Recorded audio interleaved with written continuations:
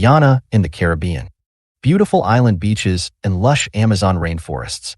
But how much do we really know about the history and culture of that region? Hi there, and welcome to Queen's Digest Caribbean Focus. Here is where we look at various aspects of the history of Guyana and the wider Caribbean region. I am your host, Andrew, and today we're joined by a couple of friends, Jonathan and Deborah, who will be talking about the city of Georgetown in Guyana. So sit back, relax, and enjoy today's episode of Caribbean Focus. We're diving into Georgetown, Guyana. Oh, cool. You want something more than just tourist info, right? Right. Well, we're going deep. History, culture, even how Georgetown's practically in a wrestling match with nature itself. Yeah, Georgetown really shows you how the environment isn't just a backdrop, like, it really shapes a city's whole story. Right. Okay, so first things first, the name Georgetown. Sounds super British, yeah. Totally. But it wasn't always Georgetown. Back in the 17th century, the Dutch founded it, called it Stabroek. It was this trading post. The Stabroek. But then, 1781, the Brits take over. Gone. Hello, King George III, hence Georgetown. Talk about making your mark on a place. But they didn't stop at the name, did they? The city layout is like a grid system, right? Not exactly what you picture in South America. Nope, that grid's straight out of 19th century British town planning. Yeah. Wide streets, those big public squares. They really tried to make it their own. You know? Impose a little order on the tropics. I see it. Okay, so picture this. We're walking down one of these streets, right? And bam, St. George's Cathedral. But here's the catch. It's wood. Like a lot of wood. And not just any wooden structure. This is one of the tallest wooden churches in the entire world. Okay, now that's a fun fact. But it's more than that. There's a reason behind it. I'm sensing a, but wait, there's more. Moment. Oh, absolutely. Think about it. Why build with wood when you're in a place known for its rainforests? Good point. Well, back in the day, Georgetown was a huge airy timber exporter. They had wood coming out their ears, so they used it. Resourceful. Right, and it created this totally unique style. So it's like, we've got all this wood, let's get building. Practical and stylish. But we've got to ask, why are so many buildings up on those brick pillars? Was that like the in thing back then? No, those pillars weren't about style. They were about survival. Georgetown's right on the coast, remember? Right. Those pillars, they're lifesavers, literally. They lift the buildings above the floodwaters. Talk about thinking ahead. That's some serious foresight. Yep, building a city in that environment. You got to respect the water. Those pillars are a constant reminder. Adapt or be swamped, right? Speaking of adapting, let's talk about the people who actually call Georgetown home. It's a real melting pot, isn't it? Oh, yeah. Georgetown's like the heart of Guyana, beating with all that history and diversity. So if I land in Georgetown, what's the cultural mix I'm going to see just walking down the street? Oh, man. Get ready for a sensory overload in a good way. I'm ready. Lay it on me. Seriously, it's like you've got these smells of like Indo-Guyanese curries, right? Yeah. But they're mixing with like the sounds of Afro-Guyanese reggae. It's blasting from the storefronts. Okay, I'm getting serious FOMO just imagining those smells. And then you might catch a whiff of Chinese stir-fry as you walk past a Hindu temple. It's wild. See, that's what makes traveling so incredible. It's like you can read about it all you want, but nothing compares to that firsthand experience. And Georgetown does not disappoint. But to really get it, you got to understand the history, you know? Okay, take me to school. So you've got a significant Afro-Guyanese population. Descendants of enslaved Africans brought over during colonial times, right? Right. But then you've also got a huge Indo-Guyanese community. Their ancestors were indentured laborers brought over after slavery was abolished. Two very different histories shaping the city we see today. Exactly. And it doesn't stop there. Add in a Chinese community, also with roots in indentured labor, and then the indigenous Amerindians who were there way before colonization. Okay, so we're talking Afro-Guyanese, Indo-Guyanese, Chinese, Amerindian. That's a lot of layers. Right, layers upon layers of history, all right there. So how does all of that actually play out in everyday life, besides the amazing smells, obviously? Well, the food scene is off the hook, for one thing. I'm talking about curries with Caribbean spices, Chinese-inspired noodles with a local twist. It's a whole culinary adventure waiting to happen. All right, you've convinced me I'm booking a flight just for the food. Oh, it's not just the food. We're talking festivals that blend all these different traditions.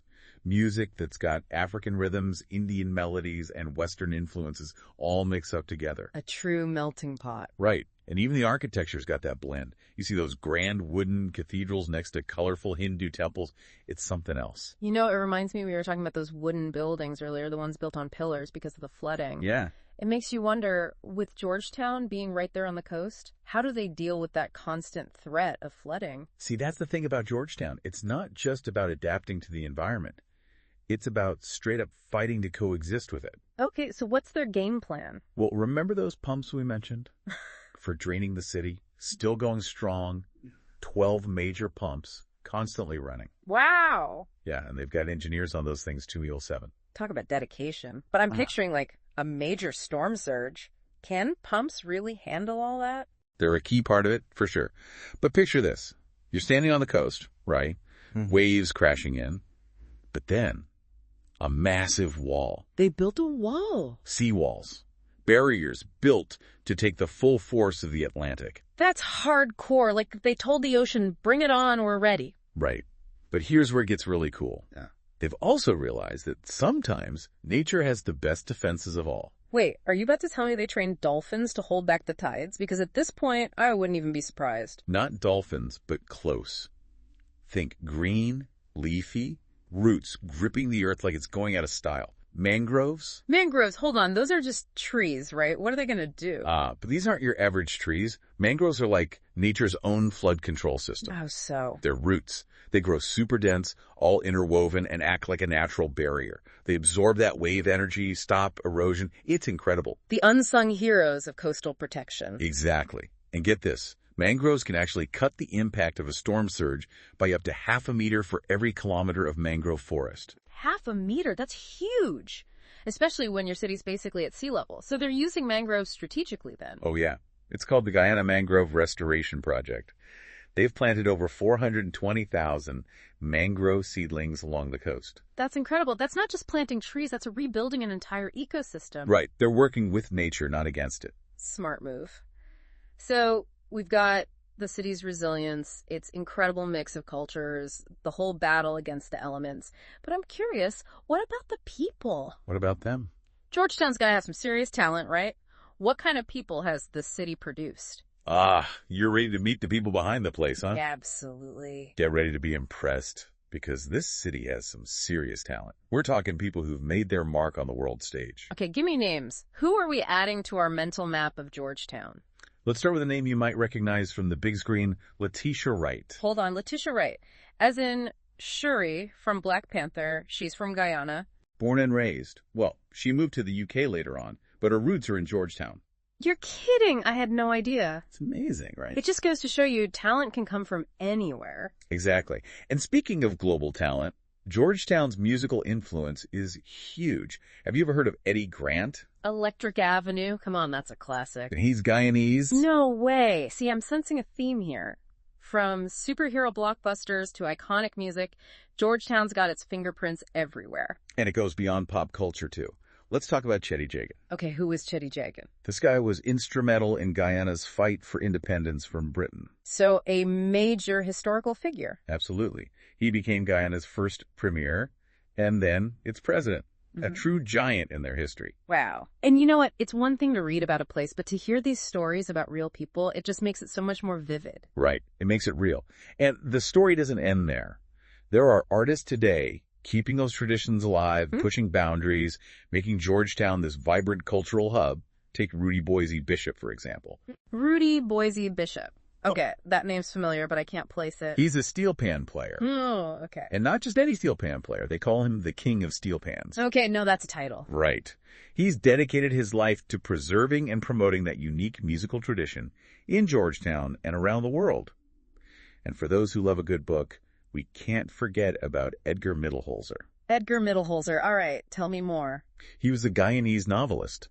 One of the first from the Caribbean to gain international recognition for his work, actually. Wow. What kind of stuff did he write?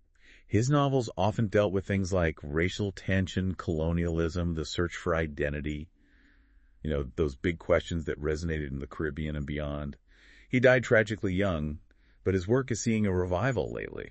It's like we struck gold with all this talent coming out of Georgetown. Yeah. Honestly, I never realized how much of a global impact this place has. And we're just scratching the surface here, really. Seriously. Oh, yeah. Think about it. The music, the literature, even the food, all these different avenues to explore. Ugh, the food. Don't even get me started. You had me at fusion of flavors. But seriously, after all this, I'm convinced. Georgetown needs to be on everyone's travel bucket list. 100%. Seeing those wooden buildings for yourself, wandering through those markets with all those incredible smells, I can only imagine. it's something else. An experience you won't forget. Well, you've convinced me, Georgetown. Here I come. But in all seriousness, this whole deep dive has been eye-opening. Who knew a place like this could hold so many stories, so much history? That's the thing about a place like Georgetown, right?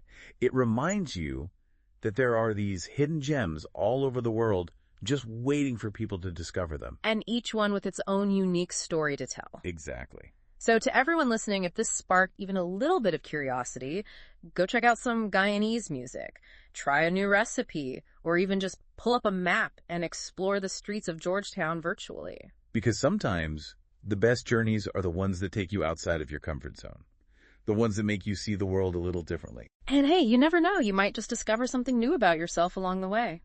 Exactly. Well, on that note, this has been an incredible journey. Until next time, keep exploring, keep asking questions, and most importantly, keep that sense of wonder alive. Well, there you have it, a short but sweet essay on the Georgetown that we might remember or just did not know about. Anyway, we hope that you found it interesting. Thanks for coming with us on this journey into the history and culture of Guyana on Queen's Digest Caribbean Focus. We certainly appreciate your company. Do consider subscribing to our channel and share and like, give a thumbs up, 2 thumbs up would be even better. We hope that you will join us once more on the next episode of Caribbean Focus. Goodbye for now.